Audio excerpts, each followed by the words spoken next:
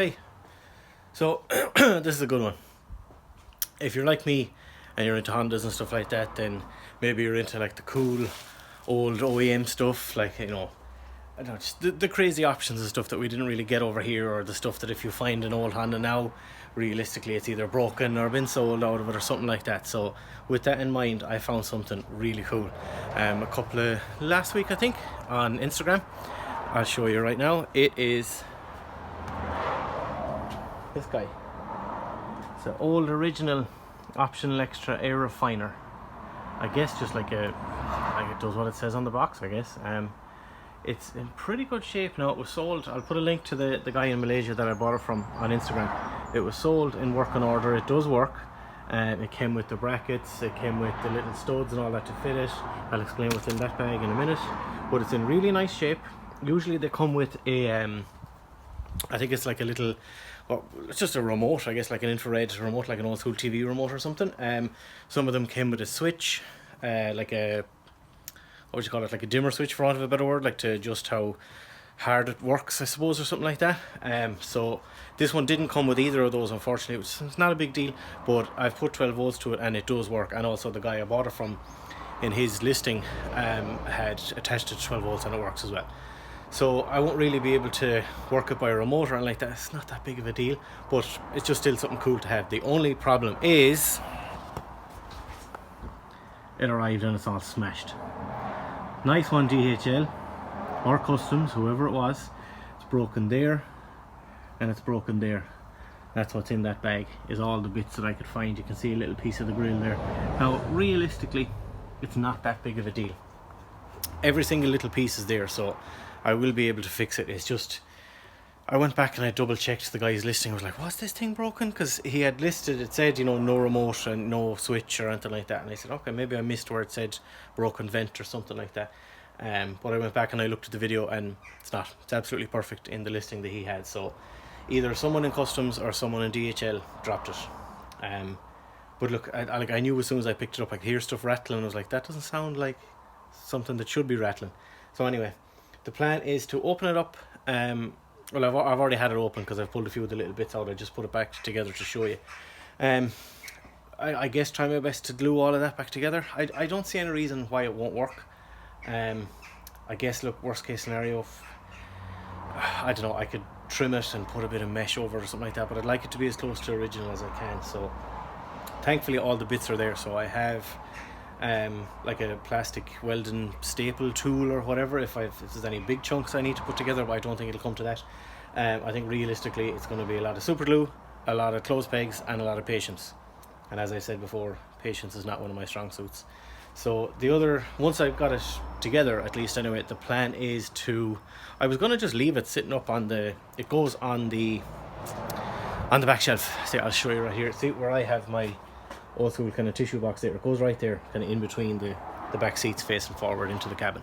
So I think what I'm going to do is, I have a bunch of old switches, like extra switches. I have hazard light switches, I have cruise control switches, I have fog light, rear fog light, like window defroster switches, stuff like that. So I assume, kind of like what I did with the electric seat swap, I'll just be able to get power from somewhere, run into one of them switches and just use a standard factory switch, and then probably just print, let's say for argument's sake, if I use a hazard light switch, I can just very, very carefully sand off the hazard light paint or sticker, whatever it is, and get a very, very small sticker printed that just says air on it. I've seen them done that way too.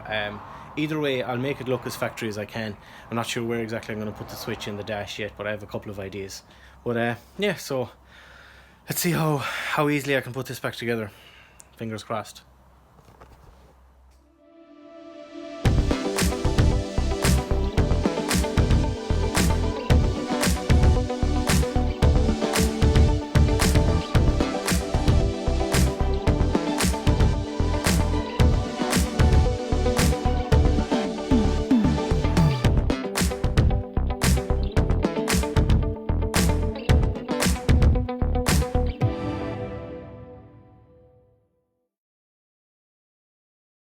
Okay, so as you've just seen, I put it back together as cleanly as I can.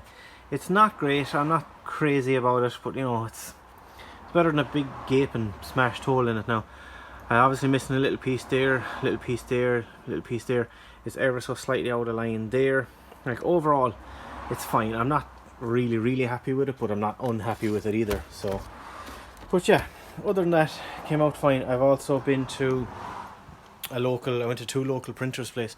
One of them that has done all my signage and stuff in work, for my work for years, and I brought it to them and asked them about replicating the Honda badge, the little sticker there, the little text all the way along there, and then where it says air refiner there. And the guy said, whatever about these ones, you might get away with it, the slightly bigger font, but the small stuff there, he said, any little vinyl cutter will just like trying to cut something that small, like it'll chew itself up as it's doing it, if that makes sense. So there's no need to be too worried about that. I'd like it to be as original as I could, but I don't know how they printed back in like whatever the 80s or early 90s, because it's not a sticker obviously. I don't know how, maybe it is painted, but like I don't know how the fuck you would paint something like that so small. But anyway, what I've decided to do is just forget about the text along there and where it says air refiner. If I ever do decide to recreate it down the line, it does say air refiner on the front, so I could just copy that style and font and all that.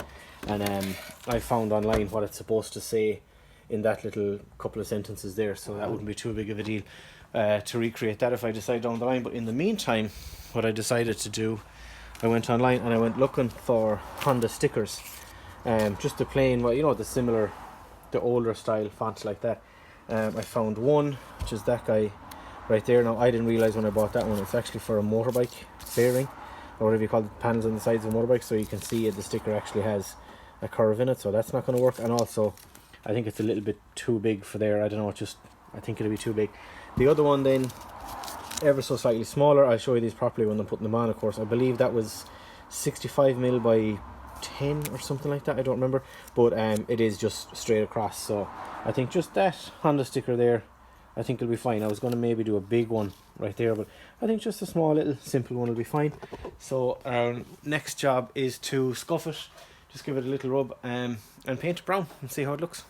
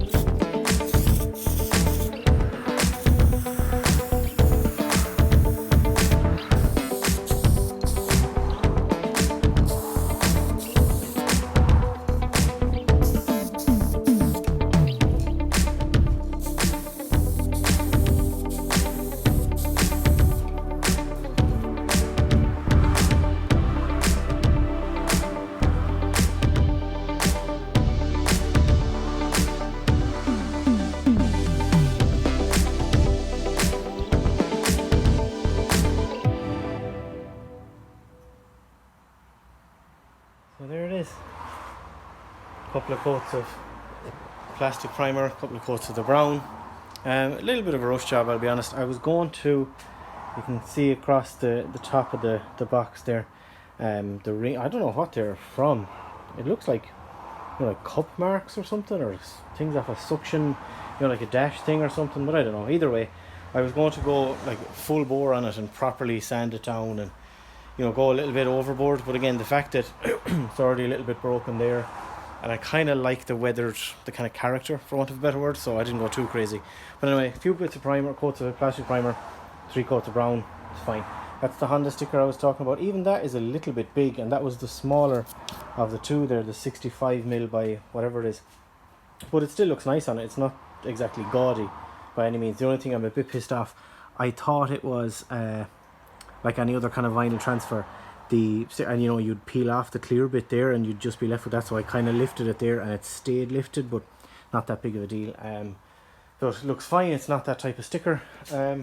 So I'm in two minds as to where I'm going to go with it now. You would have seen in the video where I was putting the car back together after I got it from paint, you might have noticed I ran power cable the length of the car into the boot. So I don't know if I'm that bothered about trying to make it work or not. I think I might just throw it in the car for now, just leave it sitting in there and see. just leave it alone. Like I said, even if it never works, well, it does actually work, like I said earlier in the video, or earlier in the year. I have put 12 volts to it and it does work. I double checked it a couple of days ago. It does appear to be stuck on high, and the button to change the mode doesn't seem to work, but again, not too bothered. I might just, fuck it, just throw it in the car, and if I decide some weekend down the line, in the future, to hook it up to power into a switch and all that stuff, then I'll do it.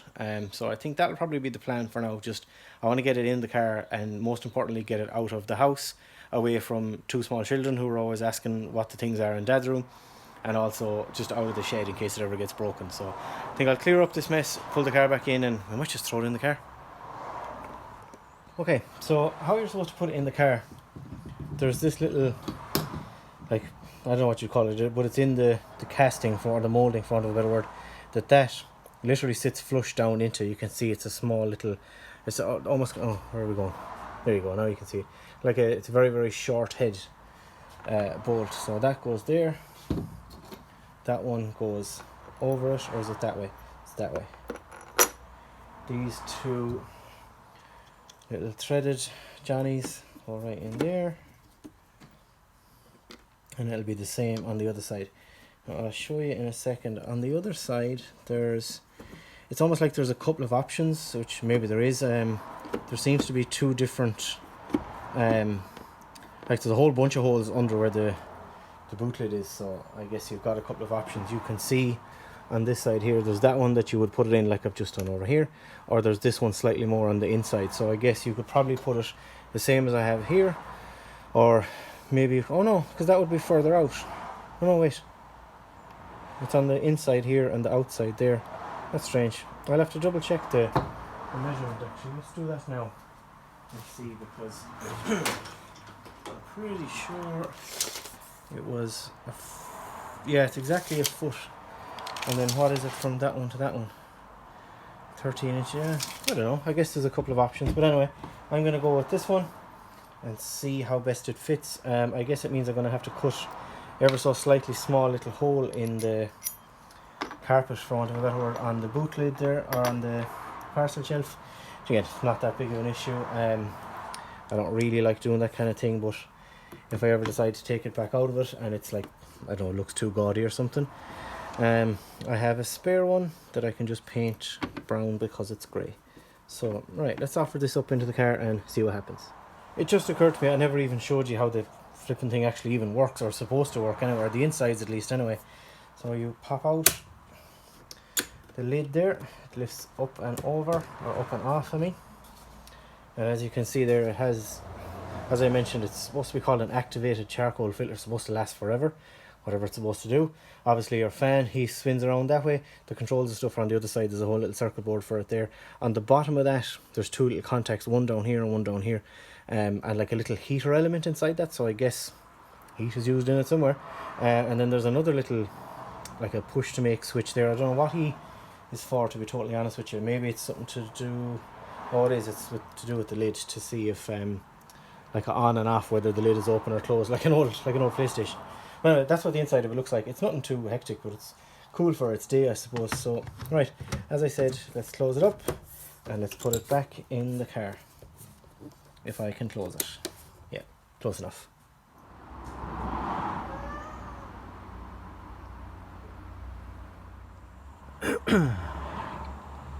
Okay, there we go.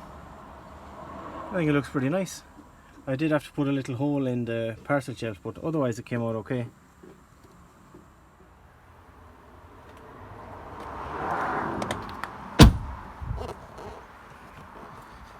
Yeah, it looks pretty good. Like I said, I'm just going to leave it in the car for now.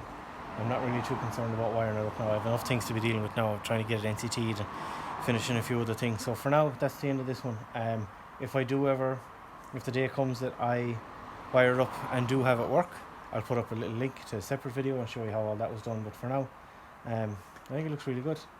It's nice. I will get it to work at some point. I'm going back and forth with it. But for now, yeah, it's done. So yeah, we'll see you next time.